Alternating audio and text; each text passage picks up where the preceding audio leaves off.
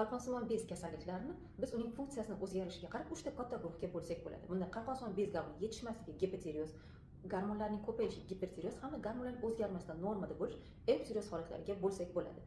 Gipotireoz holatda qanday belgilar kuzatiladi? Birinchidan, bu tashqi ko'rinishda terilar quruq bo'ladi, yorilishlar bo'lishi mumkin, tirnoqlar sinuvchan bo'ladi, hamda sochlar ko'p to'kiladigan, quruq bo'ladi. Hamda odamda tashqi ko'rinishda yuzlarida shishlar, butun badanida bir xil shishlar bo'ladi.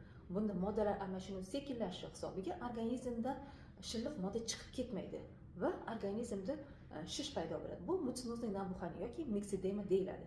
Agar odamlar suv ichsam ham semiryapti desa, aynan shu holatga mos bo'ladi. Nerv sistemasidagi o'zgarishlar, ular ko'pincha uyquchan, tez charchaydigan, ozgina narsaga yig'laydigan bo'lib qoladi.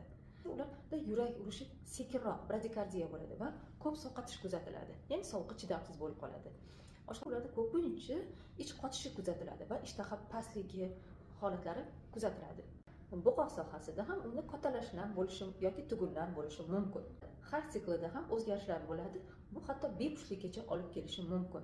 Agar sizda shu belgilardan 2-3tasi yoki hammasi kuzatilsa, unda albatta endokrinologga murojaat qilishingiz kerak.